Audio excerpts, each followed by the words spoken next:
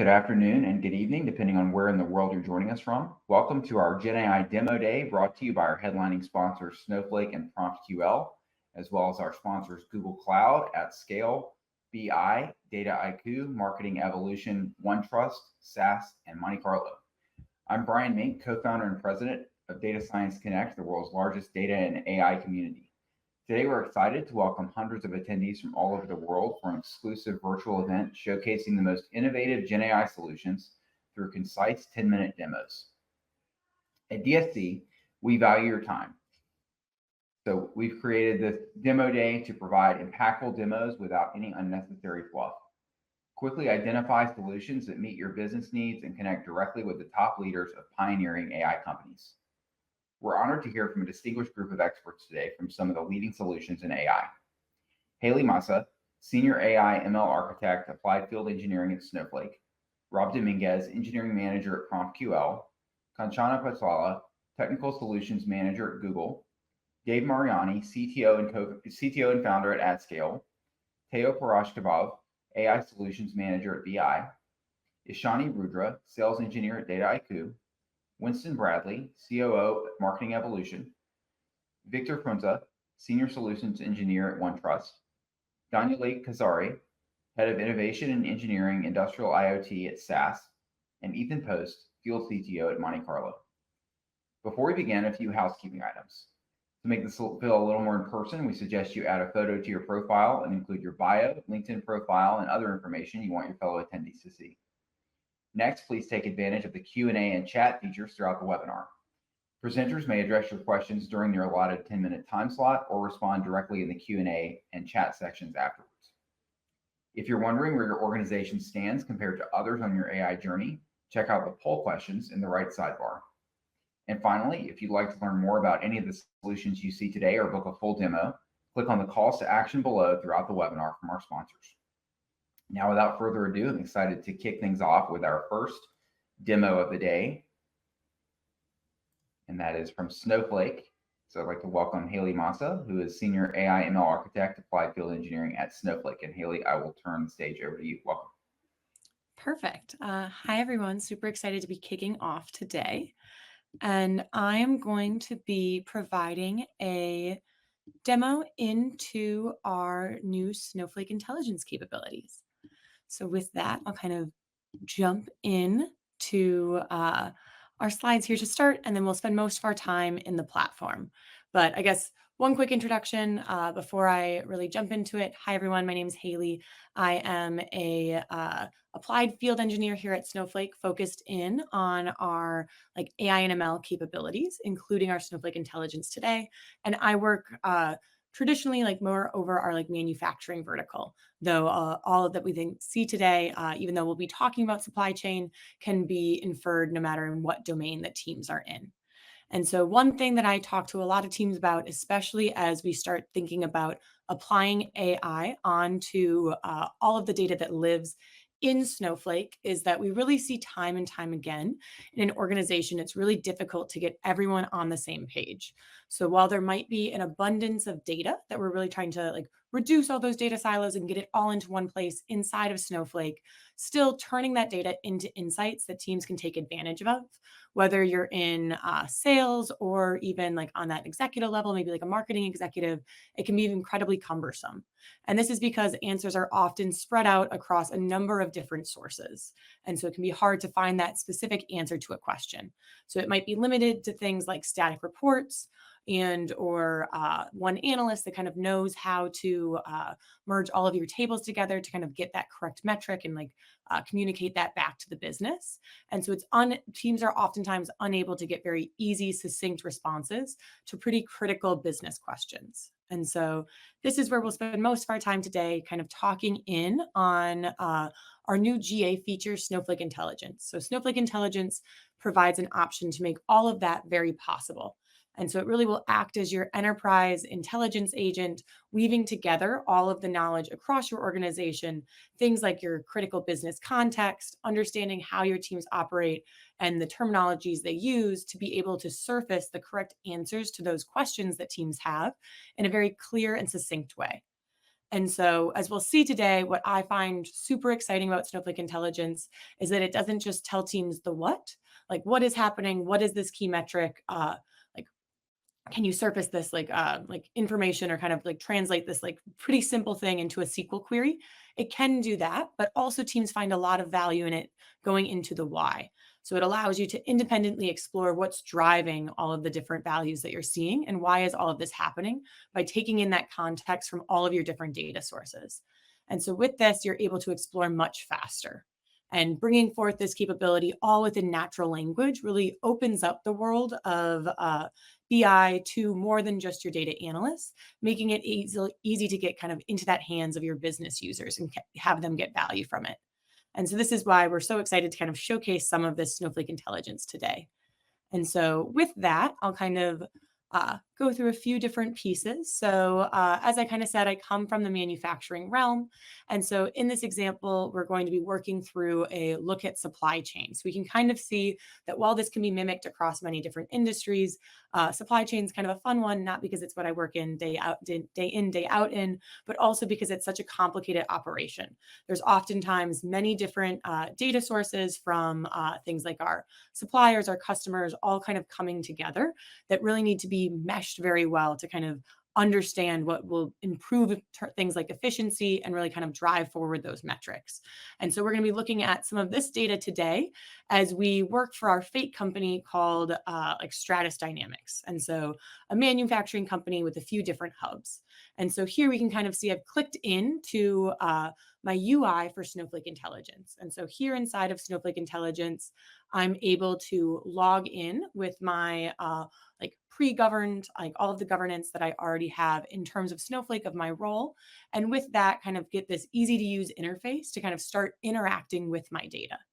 And so here we can kind of see that I have access into a number of different agents. So teams can kind of control what different users or different groups have access to when they kind of create these search-like interfaces. But with this kind of at manufacturing, maybe we'll kind of play the role of a few different people. I'll start out as maybe someone who's kind of focused in on our Austin hub. And like we can say that I'm a site lead for like understanding like what's coming in and what our shipments are. And so let's find out some more about some of our like manufactured goods and kind of what's happening there. And so maybe I want to like come in and ask a question like this at the start of my day. So it's kind of what are some critical inbound shipments? And so right away, we can see how easy it is for me to use natural language and get access to this information. And there's also a few important things that are kind of happening underneath the hood. So we can see that the agent right away kind of understood my context of what does critical mean for this business. And so that's something that the team can inject into that semantic layer, or like I'll often call it our translation layer behind what different like verbiage that teams might use, as well as and kind of translate that into that SQL query that will kind of provide that best metric back to the team. Another important feature that we can call out is as our agent did this reasoning of understanding exactly what SQL we need to kind of pull in to answer this question for the end user, we can see this green shield right here. And so the green shield is a powerful tool and something that many of our teams really love as users. And that allows us to show ahead of time that our team has certified kind of a set of answers to questions that we can think of as maybe like important business metrics like revenue or pieces that our team will always want to be able to answer back to that end user. And so I can feel very confident in kind of this common query that I'm asking. But now, kind of as we were talking through about this idea of wanting to ask the why, I can even start to dive in here and say, okay, I'm seeing that I have a few delayed shipments. Like I wonder what's happening and what's driving that. And so this first question that we asked is like one of those more simple questions, but really kind of this ability to unlock and to give our agent access to more of our data sources allows us to kind of do some of these like more like research capabilities that teams might have been doing behind the scenes. So we can kind of think about this. Our agent is going to come in and look not only at some of our like all of those tables of that information that we have of all of our shipments coming into that Austin hub, but is also going to be looking at things like weather data, contract data, to kind of showcase what might be causing some of these like recent trends. And so all of this is like one of those aspects of being able to like orchestrate behind the scenes behind all of these different data sources and very easily like illuminate this back to the end user. Another call out just that I'll kind of do as our agent is planning what's going to happen next is that for many teams that have already been anchored in with Snowflake and kind of know all of the enterprise grade like governance that goes into it, all of that is baked into our Snowflake intelligence. So say I am kind of the like supply chain director who's kind of in charge of knowing all of these trends. When my SQL executes or when my agent is kind of accessing in on all of the data that it's looking into, all of that data is still governed by all of that like governance and control that your like likely like AI architecture team or kind of like data engineering team has put into Snowflake already. This means that like if you were to have things like row-based access control policies and or like column masking, different users executing that SQL, it will enable the exact same workflow for the agents that it would be if I were a user going into the platform and doing it with the roles that I've been assigned. This means that we just don't need to like mimic out or find a way to copy over a lot of that governance that might already exist in your system. But with this here, we can kind of see after a few calls, our agent is able to provide back a very in-depth response, looking through many of our data sources and really kind of understanding things like our weather events, our contracts, and pinpoint what is likely happening that's causing a lot of these shipping issues. And so independently, we can see that this might have taken a very long time for one user to kind of take in all of those different silos of data and really provide this response back. I'll do one last question just with our quick hit time here for our demo day.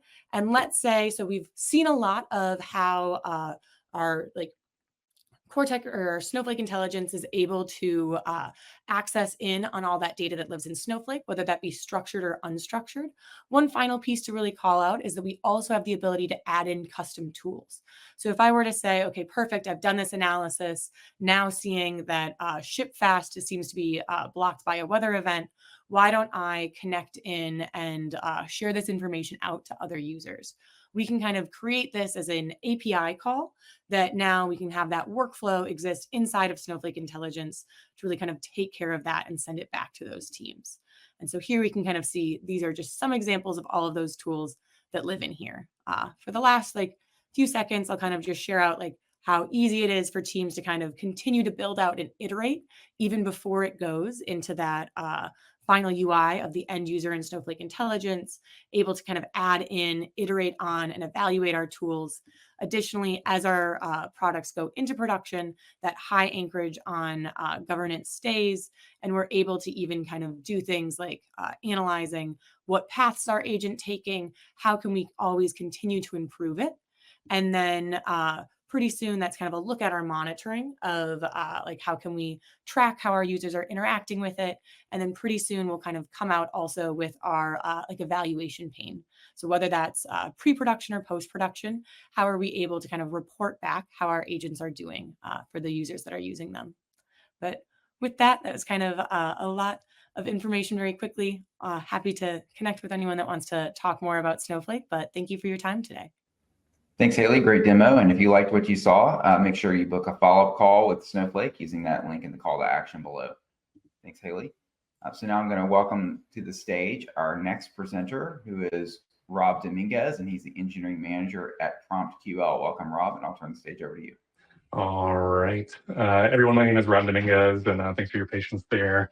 As Brian said, I'm engineering manager at PromptQL. I've been here for going on 4 years now, which is exciting. We've done a lot of things over those past 4 years, and it's great to see the second time that we've been a part, or at least I've been a part of this Data Science Connect that we're doing today with demos, a lot of different people in the industry looking to solve problems in similar but very unique ways. What I want to talk about today is our platform, PromptQL, which we kind of dubbed the platform for accurate AI. If anybody's been in San Francisco over the past couple of months, you'll have seen some very obnoxious neon advertisements that are all over the place. If you see us at events, just look for the people that look like they're wearing high visibility vests. and you'll know it's us. Let me go ahead and dive in here, and I've got a couple of slides, and then we'll jump into a little bit of a demo. We talked a lot about reliability and more importantly about accuracy with regards to AI. And for anybody on this call, which I would assume is everybody on this call that's used an AI tool, you know that no matter what question you ask, even if the AI is not giving an accurate or reliable or even the right response, it's going to be incredibly confident about that response that it does, even if it is the wrong thing. It becomes even more critical and difficult in a business or enterprise context because of the complexity of questions that we ask and the lack of context that sometimes through our prompts or through our questions that we provide to an agent, it just gets confused and has no idea, but will still do what it's programmed to do or do what it's statistically going to do, which is provide an answer and of course be overly enthusiastic about it as well. So we have some examples here on the screen, right? What's our current WIP inventory at 7 Oaks? Can you pull up patient readmission rates for DRG 470 this quarter? Can you run a SKU analysis on our private label beauty products? Without really understanding the context of the different data sources that are connected and what these terms mean in an enterprise business context, especially something that's unique to a particular business domain or business unit, AI is going to get confused and it's going to give the wrong answer, which is going to, of course, compound issues going forward. I like to think of it as kind of like this tapestry of chaos. So there's a lot of different users that are out there that are needing a lot of different information from a lot of different data sources as well. And oftentimes what ends up happening is that whenever a response comes back from an AI tool, we end up putting it in front of a subject matter expert and saying, hey, can you verify this? That becomes a huge bottleneck of having this one person become a point of failure, or these multiple people that constantly get pinged with these quick questions that come through on Slack, wherever else it may be. In reality, what we need to be able to do is to persist that somehow. So one of the things we've been thinking a lot of in terms of our semantic data layer is this idea of kind of building this centralized hub approach for data itself and for AI agents. And what that means is that you can have multiple users that are from all different contexts. The system will understand what their role is, what data they have access to, and the context of how they're asking the question, and be able to return the right information based on the request that comes through.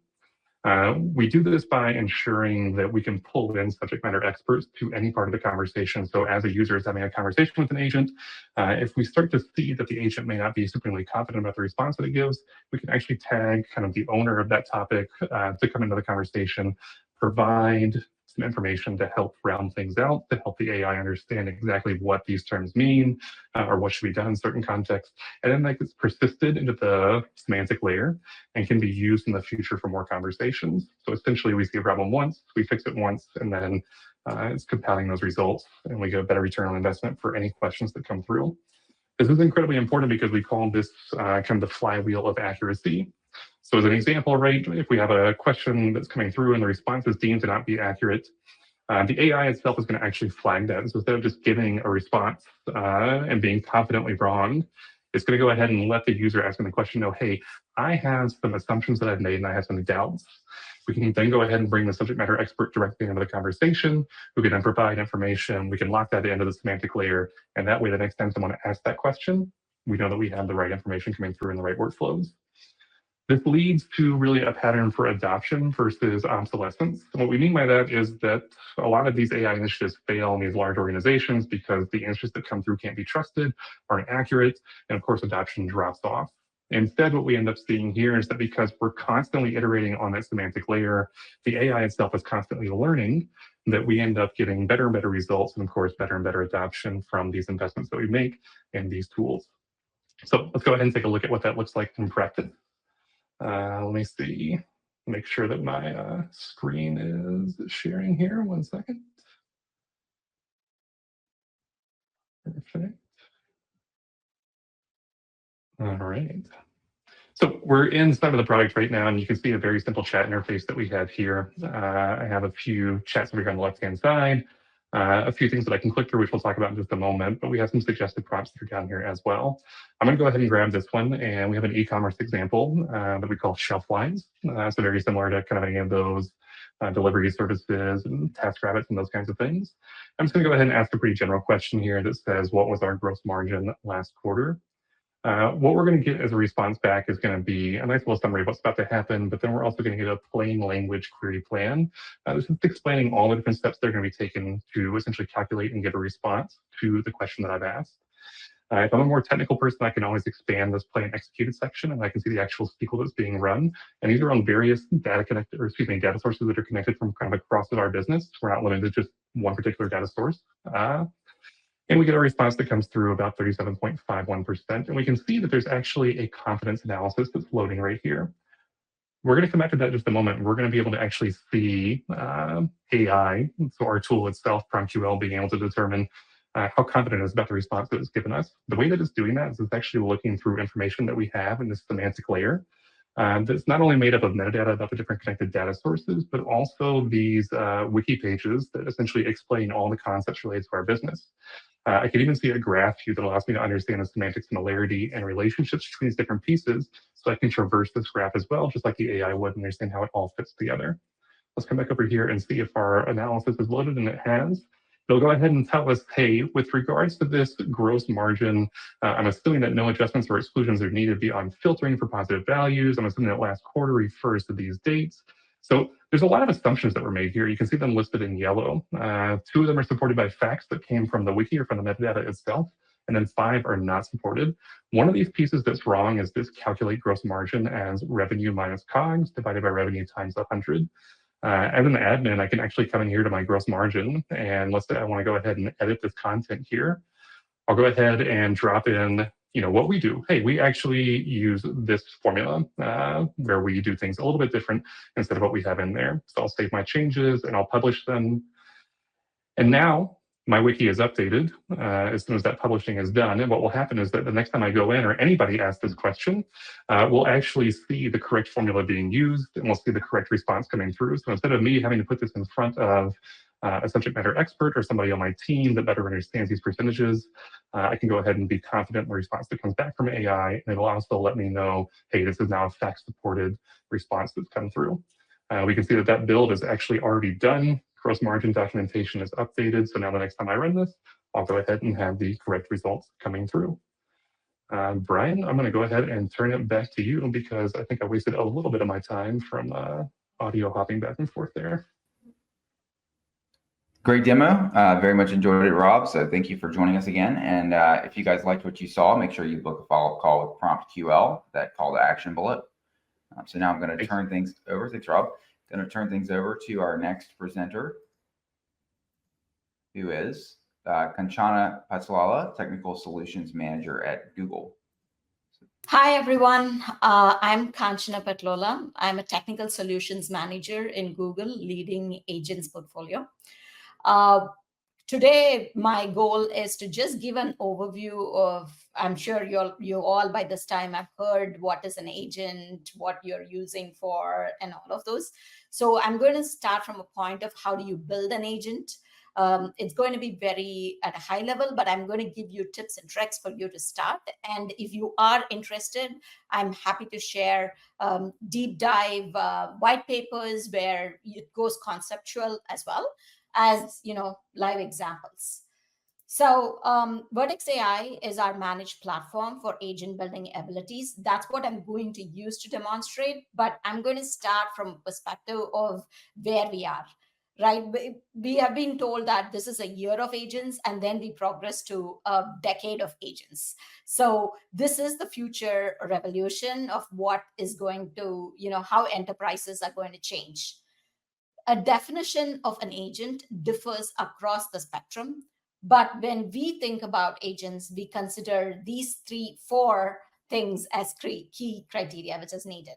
One is the model, which is truly important, which is the agent brain, in my opinion. Tools, which are the highs and ands of how it's going to work. And orchestration is simply the nervous system of how everything works. And runtime is what keeps it functional. It's almost the blood, in my opinion. We are seeing different types of agents across customers, and I work closely, like I talk to 20 customers a week. So I have broad view of the customers and their use cases.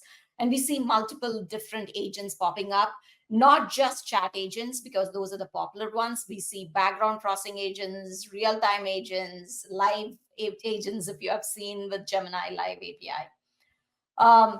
For an agent builder platform, this is the stack of how it looks like, but these are so many components here, and it's kind of overwhelming to a certain degree. So we are going to skip the bottom two pieces of it, which in my opinion is day two operations of how do you, deploy, how do you manage, how do you, govern, how do you observe, all of those. Today, the focus is going to be in the top piece of it, which is the agent development kit. Agent Development Kit is a framework that is released by Google. It's an open source toolkit. You can, of course, build that agent and deploy anywhere you would like to. But this toolkit is very much meant to be for real life complex scenarios. And I'll tell you why and how it is helpful. So it's easy to use interface. And one of my favorite ones, it's also because it comes with a web interface. So if you're deploying it, you don't have to worry about, as you are testing it, you would be able to test it out as well. So it gives you an instant local testing ability, and it has one single command for you to be able to deploy it to a platform of your choice. Right now, of course, it provides support to Cloud Run, which is our managed platform Kubernetes, and also for Agent Engine, which is the managed platform, managed service, which is available. It also comes with live and multimodal support. The reason, so this is how a normal ADK structure would look like, and I'm going to use an example to demonstrate, but the structure is very much what we are used to in a microservices kind of a way. But there are reasons why this is built in a certain way. And if you are interested, I do recommend to look at ADK docs. It is, if you Google it, you should be able to find it, ADK docs, which has complete details on why these core concepts are available and for you to be able to test it. Let me jump into a demo so that you could clearly see where and how you could use. So this is, I'm just going to start. Let me just. So this is the Google Cloud Console, if you haven't used it. And if you go in here, there is Agent Garden. And in this Agent Garden, there are several samples out there. There are tools on how you could use it with ADK. But we are going to focus and of course, you could filter it based on the capabilities. What are the things which you would like to see? And if you go and look at it, like I was looking at this one earlier today, you could look at the code directly. This code is open sourced. You would be able to look at it. And if you want to edit it, you could open and edit it with an IDE of, in this case, it's Firebase Studio. And it also provides what this agent does. What is the root agent and how it traverses. Again, it comes from the perspective that you take this code and deploy it or customize it for your needs. So this is not intentionally, this is intentionally made sure it's open source and you would be able to check. So in this instance, as you could see, all of the code is available. It shows what the subagents are and each of them what it does. So each of them will have an agent pie, and it shows, in this case, it's using a 2.5 model, and you could update it as needed. One of my favorite ones, and which is also a popular one, is a RAG one. It's very simple in nature, but it shows how you would be able to use it. It's just Vertex documentation in this case, but you could just necessarily use any of the documentation for you to be able to use it. And once you have finalized one, you could just click the deploy button, and it should be able to, sorry, I had it open. And you should be able to just open it in the Cloud Shell and deploy it. It will take some time. So I'm going to just show my screen where I've already deployed. So when you come here, as you could see, it would show all the deployed agents. And I'm going to just go inside this one. And if I have enabled open telemetry or logging and monitoring, it should be able to show. If there are multiple sessions that have run, if I've executed it multiple times, it should be able to see it. And if I've stored some memories, then you should be able to see it. Memories are essentially meant to have a stateful conversation. And if you want to run multiple evaluations, you could create an evaluation here as well. But if you're a developer, these are the things which you truly need to worry about when it comes to an agent. So let me come to the agent. Right now it's a new session. I'm just going to show you old session. In this one, I just said, hey, I know how to execute this one. So I've just said, hey, find me this. And then what it does is it goes through multiple agents, processes that information, and tells you what the outcome is. Rather, if you want it to be interactive, that is available as well. And when I look at, traces, I should probably look at it. When I look at trace, it doesn't show anything. I think I'm in the wrong session. Yeah. So when I go to traces, it doesn't show anything, but when it goes to events, it shows all the agents that have been processed to execute that one. So it's easy to debug, and you would be able to quickly debug as well. I think I have time for one question if you want to do it. If there's no questions, I'm happy to continue. I don't see any question out there. Yes, I think it is available later to watch. Yes. So the state, again, is very important. One last thing. We did do a complete deep dive on how all of these work with specific topics. And I do recommend you look at the course website where all of these white papers, podcasts, live stream Q&As with experts, and the code labs for each and every topic is available for you to be able to use it. If needed, I can just share the link, so if you can just use it. Anything else?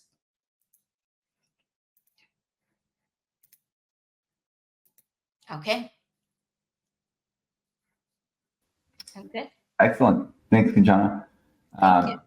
If you liked what you saw, make sure you book a follow-up call with Google at the link below at the call to action. And excellent demo. Thanks, Kanchana. Thank you. All right, now I'm excited to welcome our next speaker to the stage, who is Dave Mariani. Dave is the CTO and founder at AtScale. Welcome back, Dave. And I'll turn the stage over to you. Thanks, Brian. I just wanted to address a question I saw in the Q&A. I think Kate asked, how reliant is this on extensive semantic annotations and metadata for complex databases?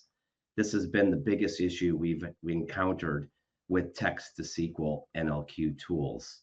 Well, I couldn't agree more. So I'm going to address that right now.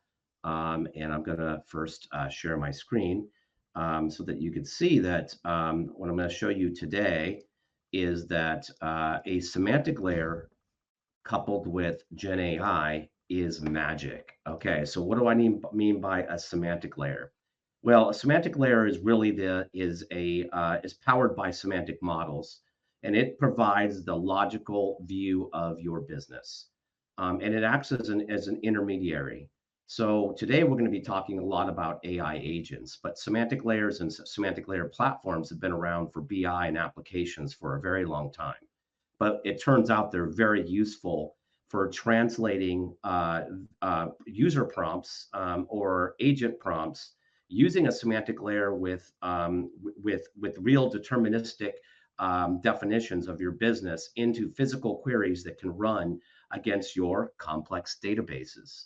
So how does, and today I'm going to focus on the AI agents and chatbots portion here, but how does a semantic layer interact with your agents? Well, there's a really amazing invention that Anthropic came up with called Model Context Protocol, or MCP.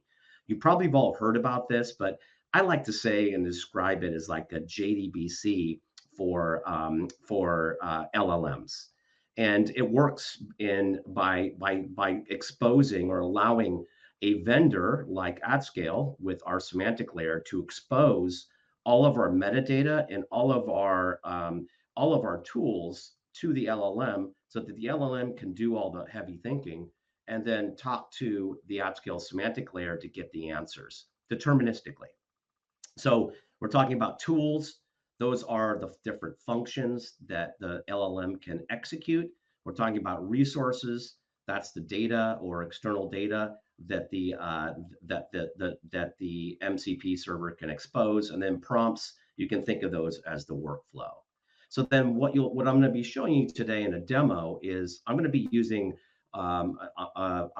Claude today. So that will be my MCP client. Of course, I can use ChatGPT or any agent framework that supports MCP, and almost everything supports MCP. So what you're going to see in my demo is it's going to talk to the AtScale MCP server, which I've registered with Claude. And what it's going to do is it's going to expose those tools, prompts, and resources to the MCP client.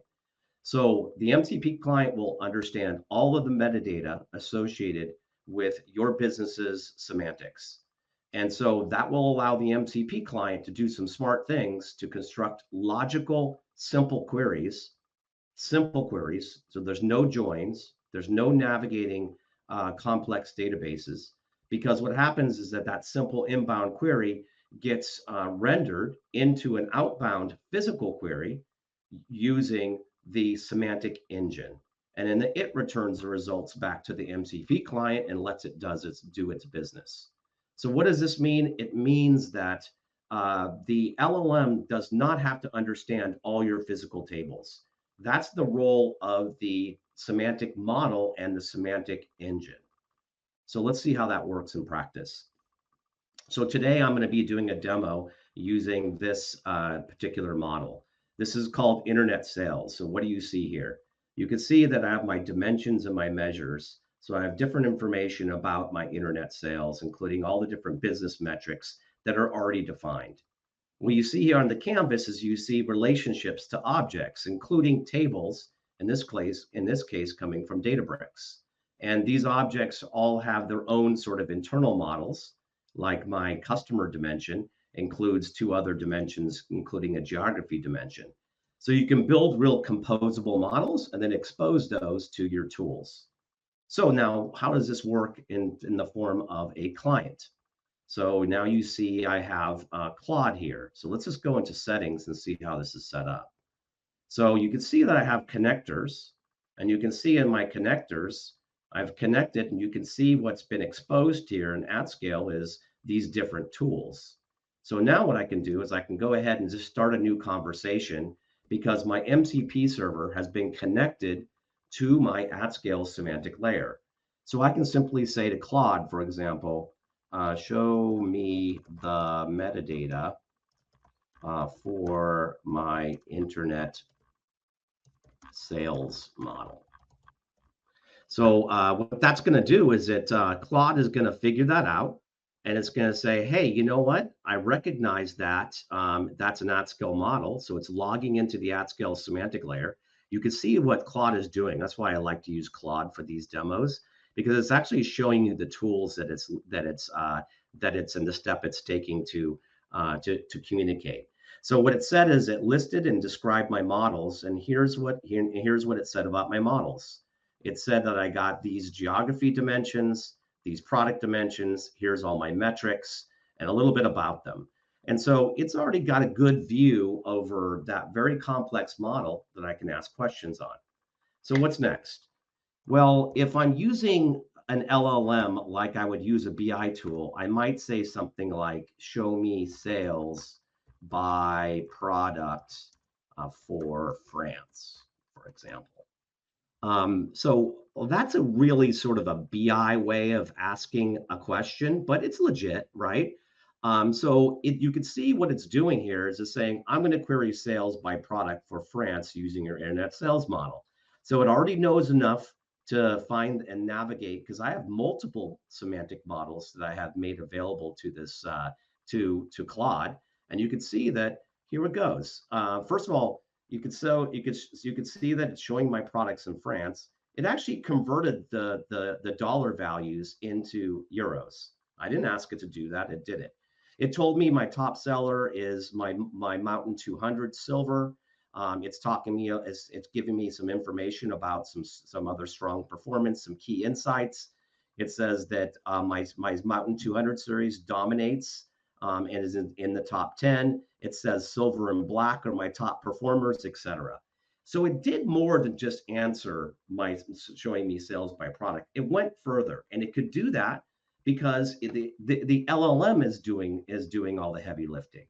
So let me show you what I would do and what you could do in the era of LLMs. I don't have to ask it a specific question. I could have just said this. Tell me something I don't know about sales. Now, that's a very different question, isn't it? And so what I'm asking now the LLM to do is I'm asking it to now go ahead and just figure it out for me. So rather than running a specific query, what you're going to see is that Claude in this case is actually going to be running its queries and analyzing the results of those queries, and then asking further questions of the semantic layer. So it's doing all of this autonomously. It's not actually doing. It's thinking and it's becoming the analyst. And so by doing this, it's already revealed some pretty cool stuff. So and I'm not making this up. So it's figured out that there are some seasonal swings between April and 2008. It says that my black products are dominating and silver performs really well. It says that size 46 has most of the revenue, and it's now talking about my geographic sort of maturity. So that's pretty interesting. So now what I can do is that's interesting, but I may want to chart that, right? So I can say now chart this data.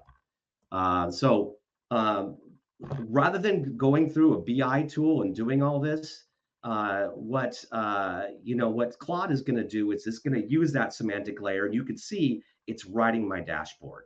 So as it does this, let me go back to AtScale and show you the queries that it was running. So here are the queries. So you can see that these queries will just run, and here's the inbound query. So Claude wrote that very simple query. It asks for internet sales.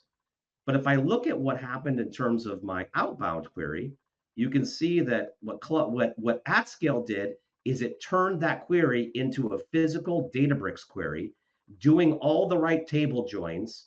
It actually substituted an aggregate table instead of the base table to get the answer in under 55 milliseconds.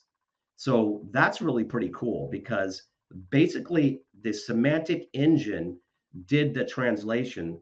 So these results are going to be right every time, deterministically. No more probabilistic chances that you're going to take with your data. And just like that, it will actually build me a whole full set of charts for France. It did this just right here in this session, and it did some really pretty things, and it did that all autonomously, showing me the kind and creating the kind of analysis that any analyst probably would have taken hours, days, or maybe even weeks to come up with.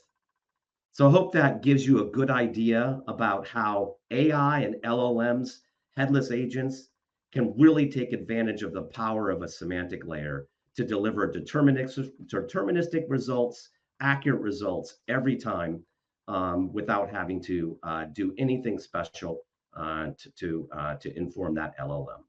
So back to you, Brian. Thanks, Dave. Excellent demo. Powerful stuff with the semantic layer. So if you guys liked what you saw, make sure you book a follow-up call with AtScale at that link in the call to action below. Thanks, Dave. And I'm going to turn things over to our next presenter, who is Teo Parashkevov, AI Solutions Manager at BI. Welcome, Teo. Thank you. Hello, Brian. Hello, everyone. I'm Teo, AI Solutions Manager at BI, and I'm excited to be here today at DSC GenAI Demo Day Q4. Let's start with our presentation.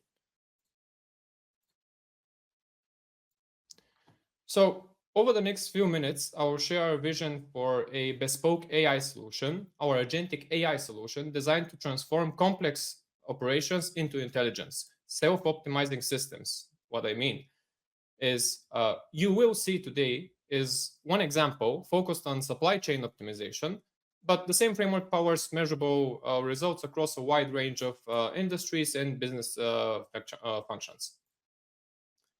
Quick context, BI is a full-stack data and AI company. This means we control every layer from infrastructure to intelligence, which is why we can build bespoke AI solutions that truly understand business context, not just patterns. Now, let me show you what this means in practice. So what exactly is our bespoke AI solution? At its core, it's an intelligent system that transforms unstructured, semi-linked data into actionable business insights through 4 integrated layers working in sequence. And those 4 integrated layers are the following. Data ingestion, we ingest the data from all your systems, ERP, Internet of Things, all other sources that you have. ETL, we process that data for consistency and quality. Then, semantic layer. The semantic layer teaches the AI what your business concepts are and what they actually mean. And finally, the AI agent itself. The AI agent that thinks like your best analyst, understanding questions and providing recommendations. Let me show you how the bespoke AI solution works in a real-world scenario.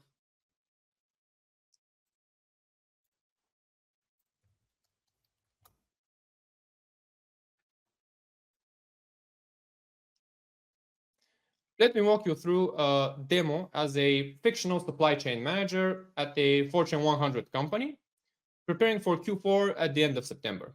Our data is loaded and we're working with a fictional global supply chain with multiple production lines and logistics centers scattered across the world, and demo metrics like channel performance, sales capacity, and revenue. Plus, we have weekly and monthly breakdowns.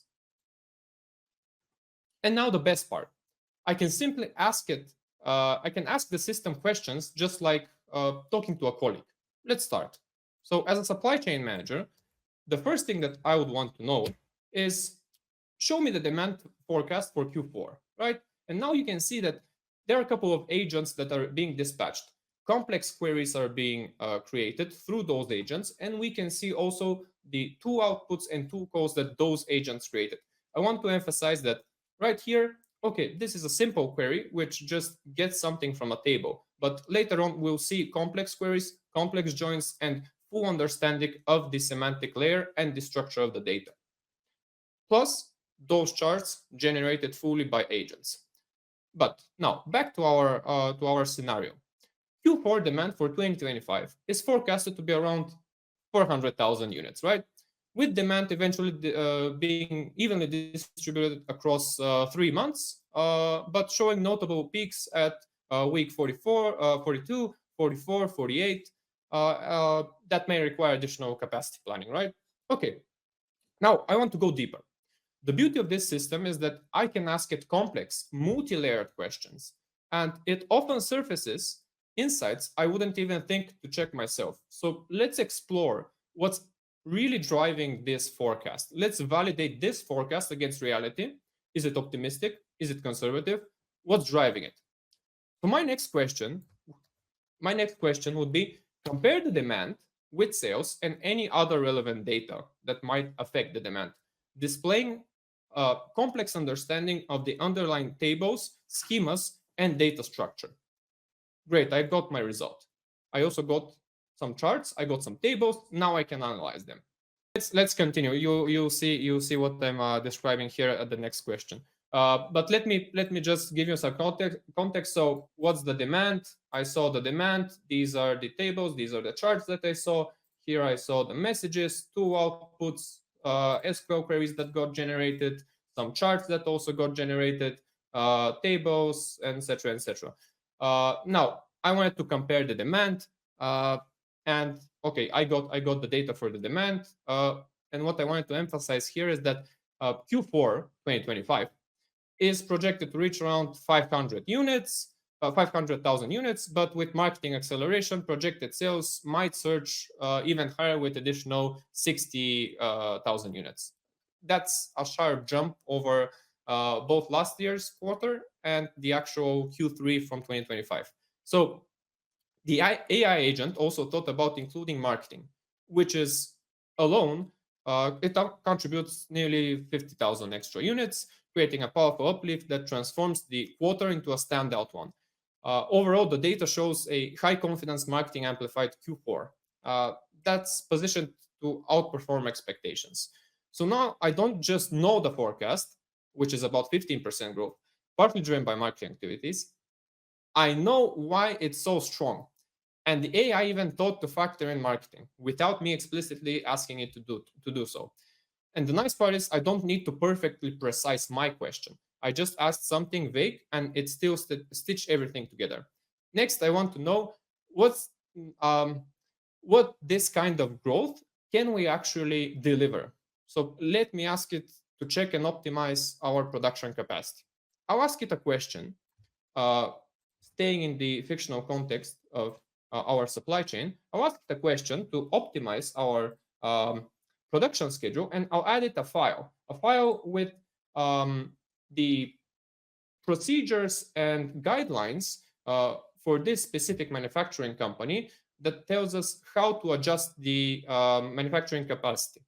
So it read the file and it understood how it needs to optimize my production capacity. Okay, I'm getting my results. I'm getting also my charts generated. So the AI delivers an exceptionally optimized production plan with a, I would say, 99.13% service level, which is actually exceeding what I asked it. I asked it 98%. That was the target. Even though this level of coverage is would normally be unrealistic, this is a demo. What makes it stand out is that it not only optimized the schedule, but also read and applied the rules from the procedural document, ensuring all recommendations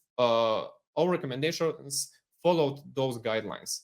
So despite everything looking perfect, the AI still proactively suggested smart next steps.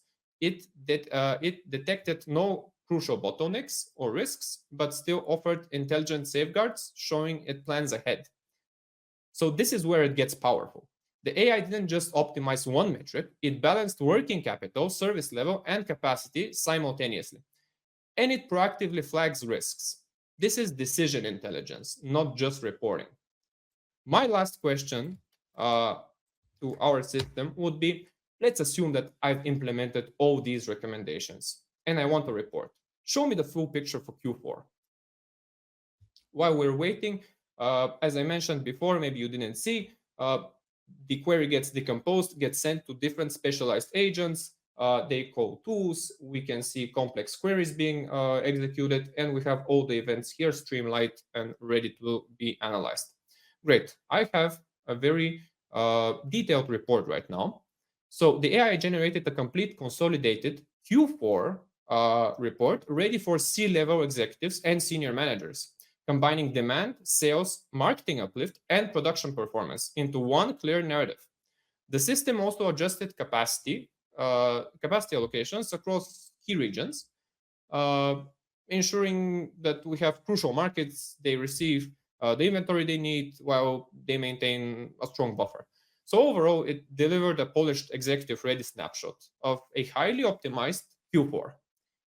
And there it is. The complete Q4 outlook. I started with a simple question about the forecast. And in under 5 minutes, I have an optimized schedule, a risk mitigation plan, and actionable next steps. What used to take my team 6 to 8 hours, even weeks, across multiple systems, just happened through a conversation. Now I'll go back to the presentation. Now that you've seen this in action, let me address what you're probably thinking. Okay, I've seen other AI demos. What makes this different? So first, cross-functional intelligence. It didn't just read demand or production. It connected supply chain, sales, capacity, marketing, and all other relevant tables. Second, true optimization. When I asked it to minimize working capital and check bottlenecks, it didn't show a dashboard. It gave me an actionable plan. Third, procedural intelligence. It doesn't just read data, it understands your manufacturing rules. Fourth, scenario modeling. Show me Q4 if I follow your recommendations. And lastly, it's yours. Deployed on-premise, your data, and competitive insights never leave your environment. You don't rent intelligence. You own it. And don't just take my word for it. Here's the global head of operations at a Fortune 100 company that told us after we prototyped this bespoke AI solution for their organization. So this testimonial speaks to both technical excellence and business impact we deliver. And it's exactly what drives us here at BI. So where do we go from here? If you're ready to explore how we can transform your data into strategic competitive advantages, reach out to us. Our team is ready to discuss your specific use cases and demonstrate how this approach applies to your challenges. Thank you for your time and attention. Back to you, Brian. Excellent. Thanks, Teo. Fantastic demo. And if you guys liked what you saw, make sure you book that follow-up call with BI at the call to action link below. So now I'm going to invite our next speaker to the stage. Is Ishani Rudra, who is a sales engineer at Dataiku. Welcome, Ishani. Hi, everyone. My name is Ishani. I am a solutions engineer at Dataiku. Thank you for being here. So today I'm really going to show you what is new and exciting in generative AI at Dataiku. So to start off with, what is Dataiku? Dataiku is a universal AI platform. I know you've heard that a lot today, but basically what that means is we are bringing analytics, machine learning, and now agents all within one governed platform. So what makes Dataiku unique in this sense is that we're taking teams that were otherwise fragmented and often siloed within an organization and giving them one environment to do their work. So you have your technology team, your data engineers, your data scientists, your AI engineers all working in one specific way. And then you have your business teams, your analysts, your domain experts all working in a different kind of system. With Dataiku, everyone works together in one platform, building solutions. So we connect to your data wherever it lives. They can build models within Dataiku, or we can connect to models built outside of Dataiku. You can leverage tools in your current state or built in Dataiku, as well as leveraging AI systems wherever they exist. The advantage of it being it is now all in one governed location. So instead of switching between dashboards, notebooks, LLM apps, SQL editors, teams can do everything end to end in one location. So let's talk about what this looks like for a company.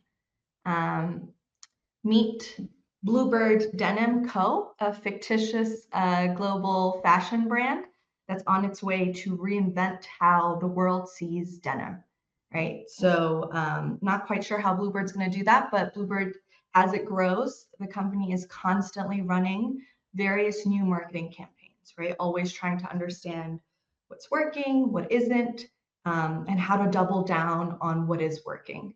So this means the part of it that we don't see is that their marketing analytics team is being constantly asked questions like, hey, which campaign is performing right now? Which one's performing better? How's our engagement trending? Or what does this metric exactly mean that you put on this dashboard 2 weeks ago? What that does, it leaves one frustrated analyst spending their time on a bunch of ad hoc requests instead of strategic projects that could help Bluebird scale. And unfortunately, this is the reality of a lot of organizations, right? Bluebird isn't just alone in this kind of crazy world that we live in. A lot of organizations are facing the same sort of issue. But luckily, Bluebird has decided that instead of writing ad hoc SQL or building dashboards every time someone asks a question, they will be using Dataiku Agent Hub instead. So what I mean by Dataiku Agent Hub is this is our Agent Hub interface. Agent Hub allows users to access a library of AI agents and interact with one or many at the same time. So these are agents that could be built by your data scientists, your IT individuals who are experts on the data, have a good understanding of how these things work. They could create enterprise agents. So I'm going to navigate to our agent library to show you some of those enterprise agents that I have access to and make them accessible to people in an organization. So these could be agents that are accessible to your executive suite or whatever it may be. Every time you're asked a question, instead of having to build a dashboard, now you could have an agent answer a lot of those questions for you. So what this looks like in action is I'm going to click into this Bluebird campaign agent that I have. And I may be new to the team. I might not know what this agent does. So I can go ahead and ask, hey, what can you do? On the back end, what's happening is this agent is calling the assigned LLM and retrieving a prompt, basically a summary of what the agent capabilities are and referencing the tools that it has access to. So it was able to return, hey, I'm a campaign data analyst, or I can do campaign data analysis. I can calculate marketing metrics. I can do comparisons and summarizations, and I can look up certain definitions that we have. Great. It did that kind of in no time. So now I can ask it a bunch of other questions as well that maybe are related to my campaign. So when I was testing this earlier, I asked quite a few questions. I asked which campaign has the highest ROI last month. So it was able to return, hey, this is the campaign with the highest ROI. And then I can ask it more questions like, okay, show me all of the campaigns available. It has context built in. So in a conversation, you can always refer back to what you said earlier. And it also has multi-tool capabilities. So that means if I'm giving it a term that maybe isn't in my data set, it knows it can go refer to my company glossary to look up that information and then tie it back together with the data that I have to create that. It can also build charts. So if it sees that it's relevant to be building a chart in this scenario, it will do that as well, which is kind of evident here. What's also great about this agent is that oftentimes a lot of how LLMs are using data or what processing is happening on the back end is not known to individuals like us, right? These are black box approaches and we're just hoping for the right response. The great thing about Dataiku is everything is logged and we're doing a really good job of pulling back the curtain on a lot of that. So when I click on see details, I can see exactly what part of the glossary it was able to look up for a definition of ROI through. I can see what SQL code ran on the back end on my SQL server or Snowflake server in this case, and as well as some of the query results. From the activities, I can also see exactly what the agent was doing, at what point it queried what tool. And a more detailed version of this is also available in our Traces Explorer. So when I click into something like that, I can really start to explore the reasoning behind each of the steps an agent took. Candidly, I've spent hours and hours looking at this because I think it's crazy to think of how these machines are using reasoning and creating steps. It makes me feel like a better coder, better prompt engineer, if you will. So this has been really cool for me to be looking at. Now, all of this in Dataiku is governed, so teams get this transparency and trust. This is essential for things like audit, compliance, and security. And because these agents live inside Dataiku, they can automatically inherit a lot of the permissions, versions, lineage, and governance that individual projects may have. So what I mean by that is if I was to show you how this agent is built, I'm in a Dataiku project where this agent has been built. I can clearly, even though we haven't gone through what exactly this looks like, you can clearly see what's going into this agent. So I have some data that's being cleaned and prepped that's going into this agent that we built, as well as the company glossary that is otherwise a PDF that's then being embedded to be fed into this agent. So I can click into this agent and look at the behind the scenes of it a little bit. So I can pick the LLM I want. Dataiku connects to all different kinds of LLMs. So if there's one you're using today, but you're going to be changing it, you don't have to worry about changing that connection. Dataiku is able to inherit a lot of that. You can add in your instructions exactly how you'd want and add in tools. I didn't have to code this agent. This is a no-code visual agent, making it so individuals in your team can now be creating agents whenever they see fit instead of having to write a ton of code. And they also have access to a variety of different tools. So today we're only using 2 tools, but you could be using different kinds of tools. You could be sending an email, you could be using a model to provide real-time predictions using an API endpoint, as well as connecting to third-party tools or agents that may exist through MCP server as well. So really the possibilities are quite endless with Dataiku. You could be building agents exactly how you'd want and also keep all of your analytics and machine learning capabilities all within the same platform. So in about 10 minutes, I was able to show you how you could be leveraging some AI assistance within the platform.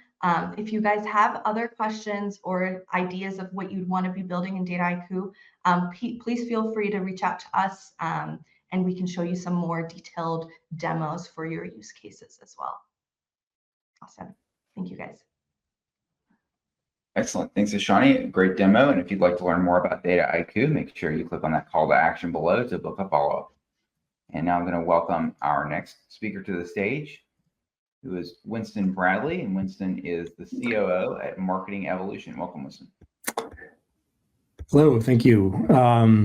So Marketing Evolution is coming to you with a product, a platform that we call Mevo. We are primarily a data generation platform, right? And the point I want to try to get across here is that if you have ever worked in the marketing domain, you have some appreciation at least for how difficult it is to get data from the disparate sources that where it exists. It's even more difficult to arrange that data semantically and in a representative way that makes sense for business use cases, let alone for trying to use the data for exercises like estimating the marginal impact of media or doing attribution. You may have heard that kind of thing. So we have kind of taken a step forward from the traditional marketing data and measurement domain. And what we've said is we can have a hypothesis about how consumers get exposed to ads. And so despite the fact that we don't have identity resolved or log level data for consumers for all channels, right? Meta or Amazon ads or TikTok, these may not have consumer level data that's available to us in the same way that a lot of first party traditional data is available. We need to bring all this together in a way that we can use in intelligence applications. So what we've done is created an ontology that builds knowledge around the marketing data that your organization is generating and warehousing. We take it further by then augmenting this data to be representative at a consumer level. It's representative both in terms of the media that's being deployed for time and space. It's also representative for the business dimensions that matter, like lines of business, categories of sales, etc. We happen to use this data ourselves for our own measurement applications. We have attribution and scenario planning, but we also make this data available externally for our customers to use in their own frameworks. Maybe they are running their own mixed models, their own attribution models. Maybe they have LLMs that they want to feed their own proprietary data into. This is synthetic consumer level data that is set up expressly for those purposes. So we have as a high level overview here, we take in data from all the different sources and process it through this ontological mapping system that we have. The augmentation comes through by through the combination of this some proprietary learning algorithms that we have, which produce exposure data, again, at a consumer level. So it's time-stamped, it's ready for use in training models. And again, so we have then what we call our data decision segment that takes this data and uses it in model training. But as I'll show you, well, here are the slides I should have been showing you, but I'm going to jump into our UI. So this is the typical data that we ingest, right? This is aggregate impressions and spend data at placement levels coming out of Amazon ads. It's got information about the media dimensions. This is standard for basically all of the channels that we can bring in. We, like everybody else, we have the ability to talk with an LLM. I can review some of the recent conversations I've had, asking it to provide me with the top geographies with highest average effectiveness.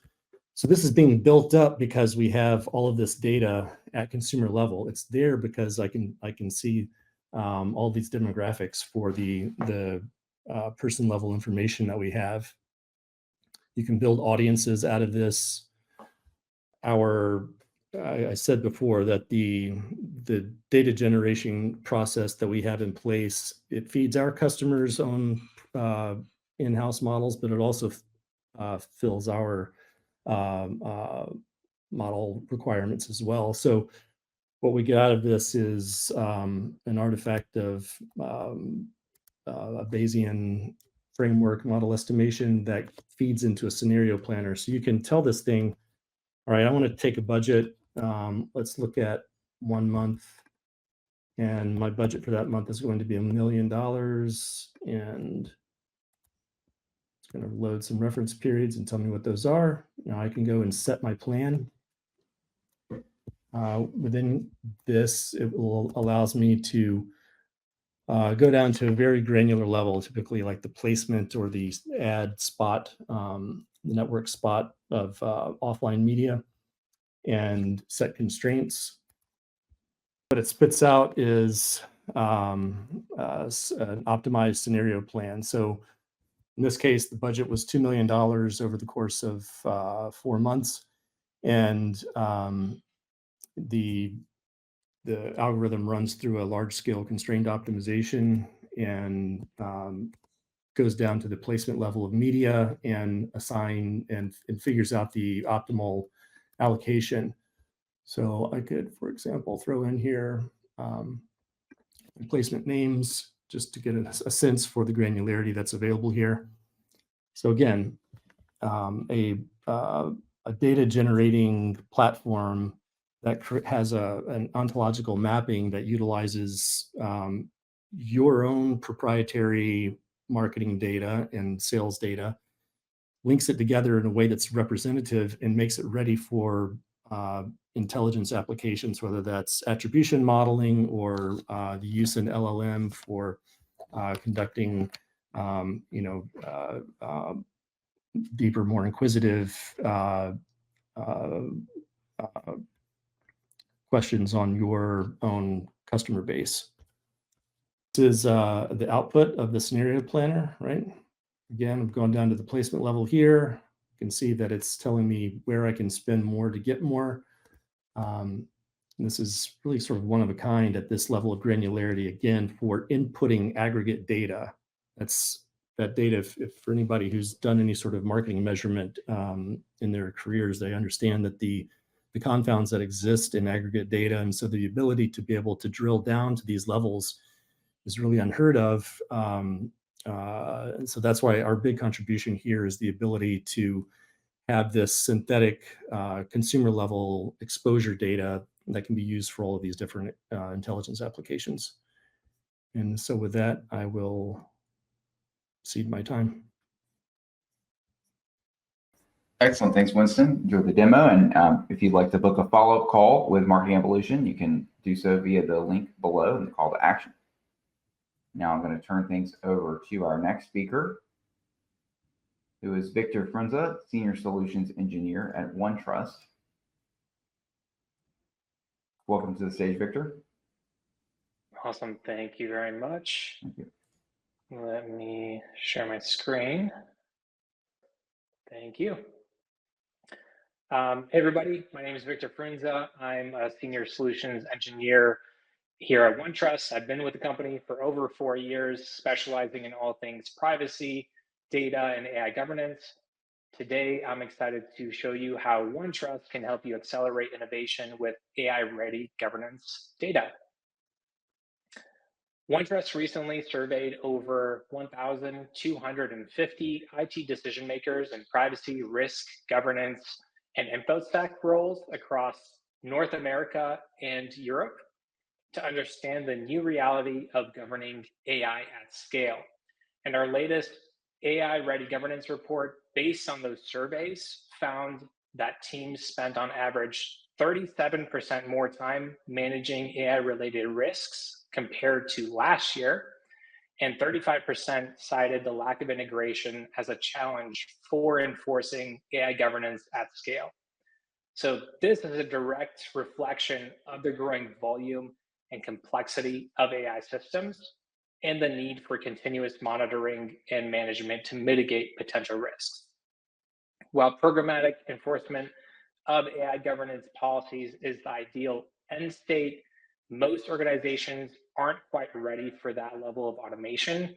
So it's a good reminder that AI governance is a journey.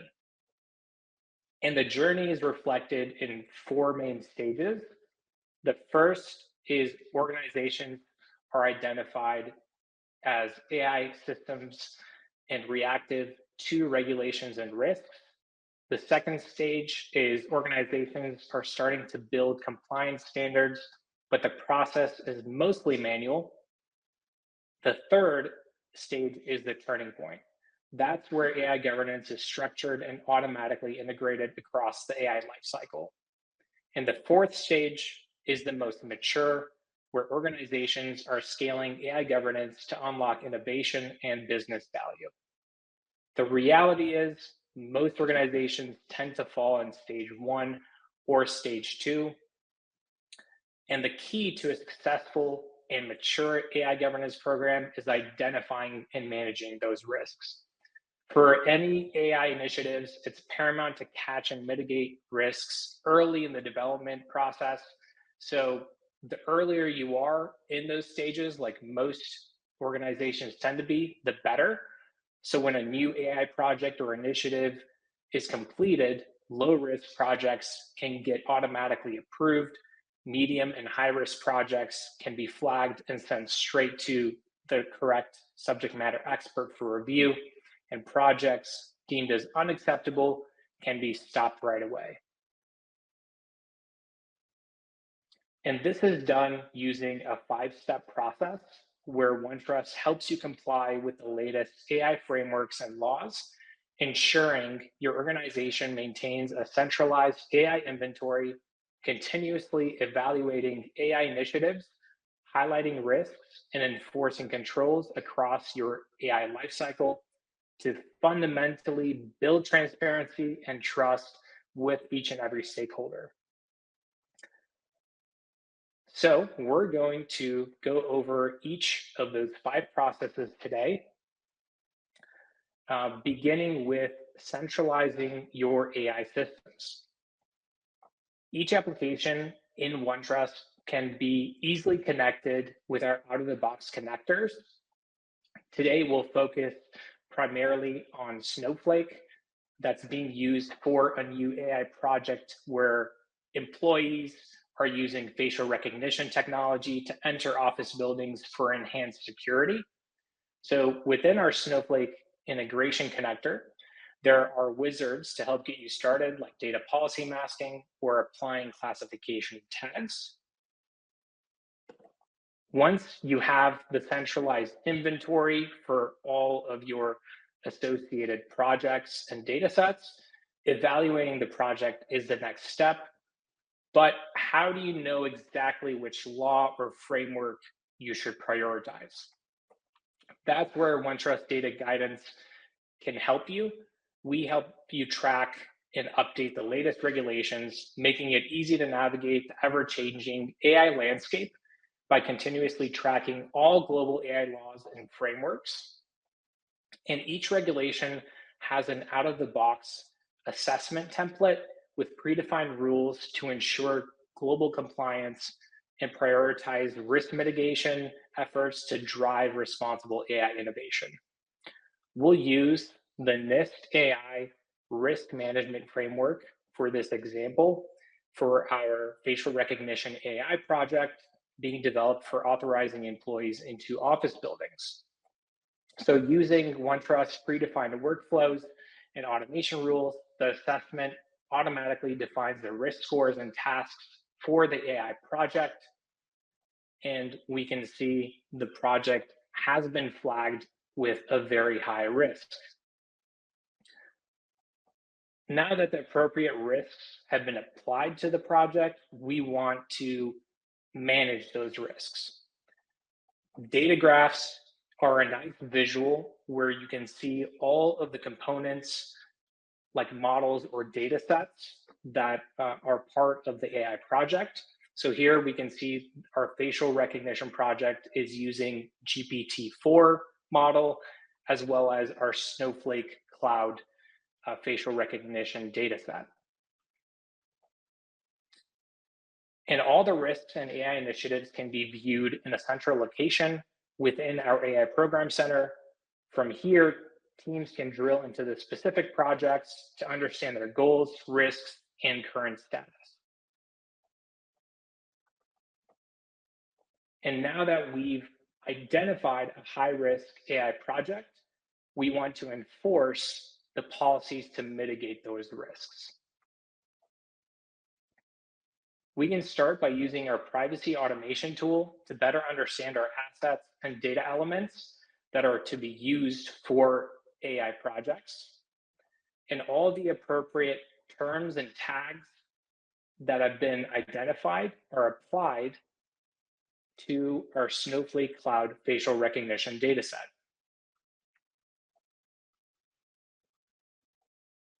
OneTrust then enforces data controls by identifying sensitive PII, like exposed social security numbers, and triggering a masking policy action to redact the sensitive PII.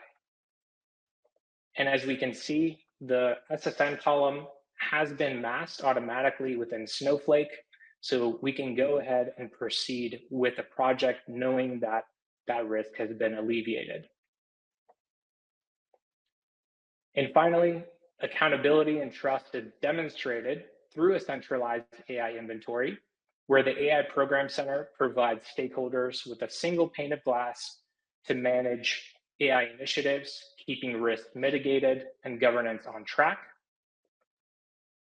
OneTrust automatically generates a model card for each AI system, where it summarizes the purpose, training data, risk level, and controls applied, including human oversight and bias testing.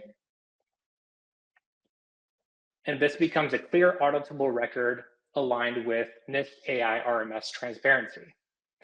And recently, OneTrust was also named a leader in IDC MarketScape 2025 Worldwide Data Privacy Compliance Software Report, where we were recognized for continuous innovation, deep AI governance, and automation. Thank you for your time.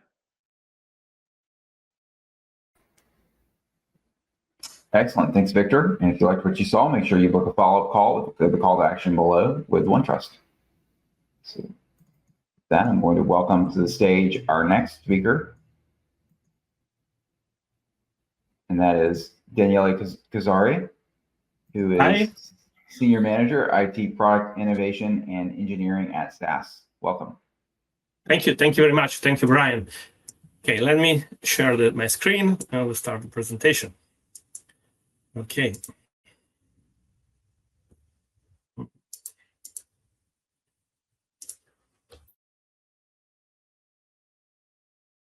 Here we are. So let me know if you, okay, I see you see this slide. Perfect. Thank you very much. Thank you for inviting me. This is, we were trying to okay, sorry. Thank you very much. So I was saying, my name is Daniele Cazzari. I'm Senior Manager at SAS, working in the IoT division as a product innovation engineering. Here today, we want to show you a real use case we developed with several customers, and that leverage our product, and of course, generic one. The product is called SAS Retrieval Agent Manager. And today we are going to try to show you how we solve our problem of anomaly detection, transform anomaly detection into action, into something that the user could really use to solve problem at factory. So at SAS, we have a lot of experiences in deliver predictive maintenance product. But I mean, these products usually we know have some issue, because while we are able to really to spot in advance problems, these problems sometimes lack to understand the root cause, because we lack in information about, and we're not easily accessible information about manual and issue, solved issue. And this also leads to the fact that this issue need to be of a manual investigation and need to work with specialized knowledge. This solution that we show today is use generative AI and our new solution to enable contextualized insight. So we are really able to convert alert to their root cause and then suggest, align a corrective action plan. So how we achieve this? I mean, what is how we achieve this solution? We announced our traditional SAS machine learning models that we are famous for, that predict the anomaly with the power of LLM and RAG together with our application SAS Retrieval Agent Manager. And really what we get is not an issue. You have a problem with motor 3B in 48 hours. That was what we get before. But really, we now know what you need to replace and also what kind of activity you need to do in order to solve. So this change, there's a game changer, because we turn alert in clear instructions. So what really help you to solve your problem. And we also spot you the surface, not only the symptoms of the problem. And this how is achieved by collect all manuals, PDF, scanners, or whatever you have from your machinery, of course, maintenance log, and also the technical ticket that you have. And this is also something we keep going, keep maintaining updated. So you always have the most relevant answer for your question. We, of course, in a standard chat interface, we see many of this today. So let me introduce you the tool that you will see also in the demo that will enable us to achieve this result. This tool is called, as we say, Retrieval Agent Manager, and this is start with RAG. So we really the core of the project is an implementation, a no-code implementation of the retrieval augmented generation that help us to deliver security intelligence insight from proprietary and structured document. And also, we enable, of course, to get data from whatever source you have. And we support agent development and, of course, all MCP tool calling that is needed behind the scene with a solution that help you to choose whatever LM you like, whatever data vector database you like, and also be able to deploy completely on-premise without a need to connect to internet in some scenario where the internet is not available. So let's let me jump to the last slide, and then we go for the demo. So in this slide, we really see how what was the approach. So in our factory, that is including also our facility in SAS, we already deploy our solution that monitor the sensor data, and with our event stream processing solution, we are able to apply AI in streaming and detect anomaly on the fly. This was already available. Aside this, we deploy also a Retrieval Agent Manager that collects all the documentation, knowledge base, work instruction, and is able to provide, also develop an agent that allows to communicate, to connect the dot between the world of machinery and the world of the AI. So we get the raw alert that are JSON, not standard chat, and we are able really to process them and provide some decision support, so contextual alert, with root cause and corrective action. So let's then jump to a demo. So to the system. So here you see that's our SAS Retrieval Manager, the UI. We have here the first part, the important part, the sources. So you see I imported a lot of sources because this application really could support several use cases, as many use cases you believe all or your unstructured document, as you see also with your MCP tool that we already discussed and described during the event today. In this specific scenario, you see I imported the manuals from what we call our equipment that is an industrial fan demo. So it's an industrial fan used for ABAC, but many other applications usually in the factory. In this case, we have all the manuals because we have also several equipment. We are monitor. We also, in this case, unfortunately, we didn't have any technical history, but we found some user forum around, so we import also user forum, and we import some maintenance data too. And all these things have been then logged into collection. So, and the collection is for us a group. The minimal, say, queryable object in your in this area that allow you the possibility also, but to experiment with your data. So we really enable you to try and catch different model. As you see, I try different model, but not only try them, you could evaluate them. We support user evaluation, that is user question that you make and ask to the models, and automatic evaluation. So we generate a question by a model, and we provide you some scoring. So all these things allow us to provide champions, that is the one we will use then to chat and query. In this case, for example, we see we add the manuals, we have 2 models with the final champions, and the champion is the one we are going to query afterward. In this for to query these things, we see here that you have also possibility to test. You have a chat here. This chat is also available in a very string format for the end user, but we support, of course, API connectivity. That is the normal part, as we see later in this demo, that people will connect and use this tool.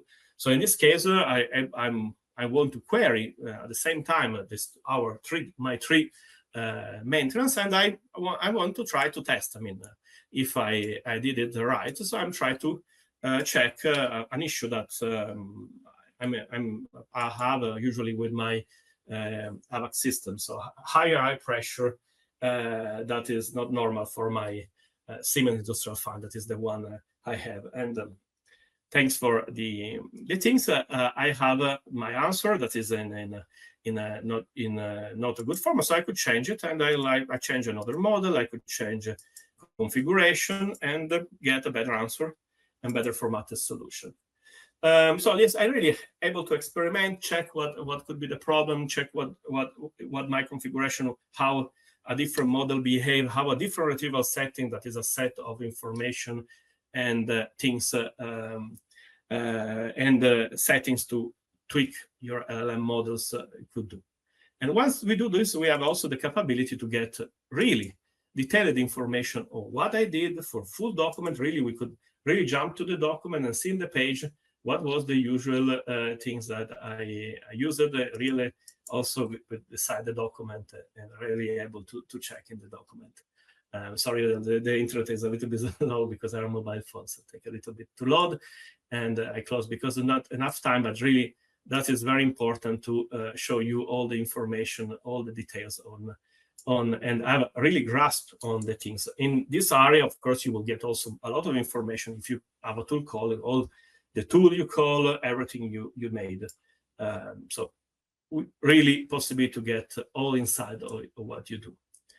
Okay, this is good, but it's not enough, because I will say in the discussion, our industrial fan does not able to chat directly. It send a JSON in order. So this is what we get out. So we create an agent on top of this, and an agent is really at the moment is something we code in Python with some enhancement with SAS unique code base, but is also something we very configure. So we decide which collection, which LLM they could use. So we limit the LLMs.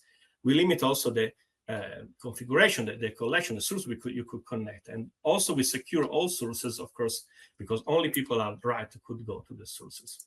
So developing this agent, we deploy, and we could also chat and test this agent. In this case, this agent that is an iterative fan agent is understanding mostly JSON style, so question, so as it this way, but this gets same result we see before. So this makes sense and the same.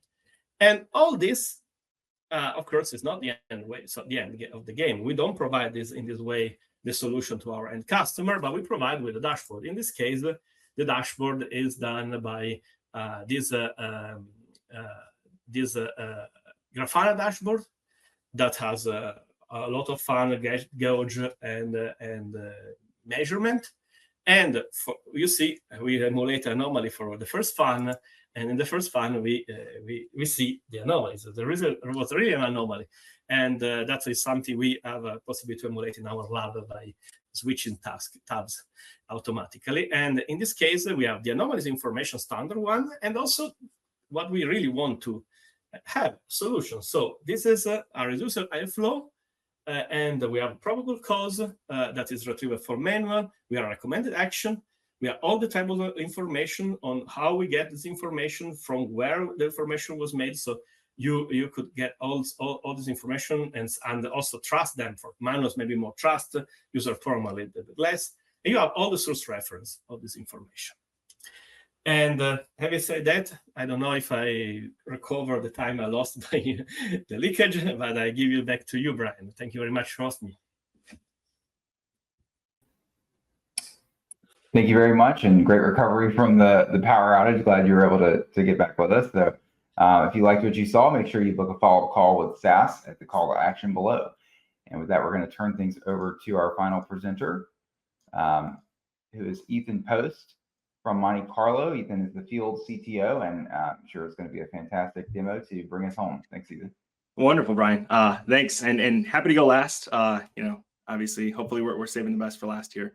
What I'll do really quickly is share my screen and allow some folks to see a little bit about Monte Carlo. So first off, for those who are not familiar, Monte Carlo is the founder and the leader in the data and AI observability category. So the core mission statement here is, how do we allow for the increased adoption of the world's trusted and reliable data and AI products? So it should be no surprise to anyone that part of the problem that we're facing in the AI and especially in the agent world is a lack of adoption for production scale and production level agents. There's plenty of research out there from MIT and Bark and others, but essentially research suggests that something like 95% of production agents fail, and fail miserably, by the way. There is statistical evidence, academic evidence, there's empirical evidence. So the question that Monte Carlo has been grappling with for maybe the last 6 to 9 months, we're going to go through a little bit of a case study here, is how does the world's leading data and AI observability platform, Monte Carlo, ensure the trusted use of AI? So one of the things, and here's a customer who will not be named or shamed, that's facing in their adoption or the rollout of agent-based frameworks or agent-based technology is, hey, we have a problem with bringing customer context to our agents. What that means is it's hard to get the data in, and certainly it's hard to get it out. Secondarily, we have a challenge in brand identity, right? If we have a response that's not fit for purpose or is not on brand, well, then we have a reputational risk. So of all the statistics and the numbers and the metrics that I can show of Monte Carlo, the most relevant thing that I can point to here is actually the most unassuming, which is, well, Monte Carlo actually is kind of bucking that trend in that we have 3 agents in production across our 30,000 plus users. And in order to solve this problem of how do we roll out reliable agents, we first look inward, drink our own champagne, so to speak. So the question then becomes, how does the Monte Carlo team first solve this at scale for our own agent deployments, and then allow our customers to do the same? So an example of an agent that Monte Carlo has deployed over the past 6 to 9 months is this concept of a troubleshooting agent. Core functionality of Monte Carlo is the ability to detect data-related issues and then provide very triangulated, very specific root cause through what is actually a pretty complex agent that spawns a series of sub-agents and pours through mountains of telemetry that we're getting from our customers' data sources. So the whole goal here is, this is a process that's intended to drive efficiency and reduce time to resolve incidents, but that doesn't happen if it's not reliable and trustworthy. So the core problem that Monte Carlo is intending to solve here is, how do we give a consistent user experience here?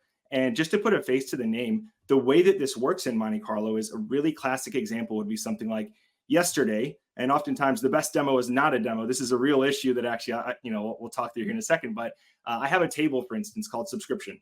My subscription table typically loads every 4 hours. And at this date and time, Monte Carlo proactively alerted me to the fact that, hey, it's been 4.5 hours since I've seen a new data load here. Something's wrong. Oh, and by the way, this is affecting multiple tables at once. So what Monte Carlo has built as part of our agent deployment in platform in production for our customers is the ability to not only say, hey, this thing happened, but leverage an agent-based framework to do all of the troubleshooting that typically engineers or very smart architects have to do. So this means things like, hey, how can I collect lineage information? How can I pour through things like Airflow logs, DBT tests and tasks? How do I look at things like query changes or pull requests? And then what this agent actually does is it will summarize and reason through all of those data points in order for me to spit out then a summarization and saying, hey, this problem happened on November 18th, where between, from 4 to 8 hours, there was an issue in a gap in freshness in these tables. We then proceed to say, hey, this is likely caused by a data replication service, Fivetran specifically, that we were able to determine from the naming of these objects, affecting tools like Salesforce and Zora and SQL Server and all the things upstream. So the interesting thing is what we're doing actually is summarizing what is a very complex set of things and then providing further details down below. So the underlying issue for a lot of organizations that are rolling out agents is, how do I do this in a way that allows for transparency and trustworthiness such that when a user sees this, I take it at face value and I work with it? Another risk here is, well, this is not just me spitting out an output, it's interactive. So the actual root cause of this, by the way, is this yesterday's Cloudflare outage? Turns out it actually was. And Monte Carlo is now going to go back through and re-reason and then spit out a suggestion of not only whether or not this is, but also potentially some next steps. So again, Monte Carlo has built this agent-based framework in the platform to allow for efficiency and scale and things of that nature. But I'll reiterate, this does not happen without trustworthiness. So our ability to solve for this problem, it's not just about hallucinations, right? We talk about the H word in relation to agents and AI. In reality, the reason that model or that agent can be unfit for purpose, there's a multitude of reasons, right? Typically, we see this very, very consistent intrinsic link between data and AI. Everyone knows bad data is going to lead to bad AI outputs. So a shift in your data inputs, like we just saw, can potentially lead to a shift in my output. Having complexity in my pipelines and the way that data is transformed and served up, whether it's RAG, whether it's traditional, however that data is being served to that model and that agent, evolving configurations, folks making underlying changes, and the fact that these agents are typically non-deterministic. It means that at the end of the day, I'm producing an output that I can't necessarily predict. So there's always going to be a risk that my model or my agent is not fit for purpose. So what does Monte Carlo do to solve this? Well, first, we look at something like that troubleshooting agent and we break it down into its core pieces. Well, we have inputs.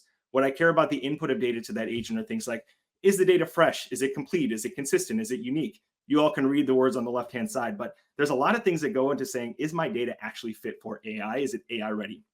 Additionally, we have operational metrics on my agent. That means things like, well, how long is that agent running for? Or how many tokens am I consuming every time that runs? Operationally, this helps me make sure that I can scale this thing, it's being built efficiently, and it is providing a value add. The final piece, which is probably the piece that's most underserved, is the output. So after that processing, after data is flowing through that agent, well, can I actually evaluate it for things like relevance, completion, adherence, anything that you'd want to know to ensure that I got a prompt in, I got an output out? Are those things consistent? And am I actually seeing maybe a degradation of service to my end users? So if we get into a little bit more of the technical specifics, what Monte Carlo has now built and brought to market is what we call agent observability. So this is essentially this meta concept of, well, now I'm monitoring the agent itself to determine whether or not it's fit for purpose. This is kind of like a cute little cartoonish model of what an agent typically does. But as all of you know, I have a user prompt, right? I'm asking a question or I'm getting a data input.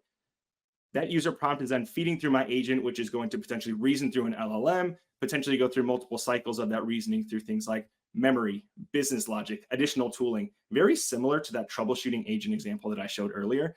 And what I'm eventually spitting out is the final output. So in the example I showed earlier, that's me saying, hey, all these tables are broken because I had an issue with Fivetran that's affecting your ability to replicate these things. And then I'm further communicating with that and generating additional output. So what Monte Carlo has built is an instrumentation library, essentially allows me to collect all of the telemetry from all my traces and spans of this highly complex process that can potentially spit into an inference table that can be read by Monte Carlo for the purposes of agent observability. So to tie all this together, what this looks like in practice is Monte Carlo now has a tool that allows me to connect to any of those spans and traces and start to monitor the underlying data. A lot of the techniques we're going to use here, things like AI and machine learning more traditionally or classically, using techniques such as LLM as a judge and other things.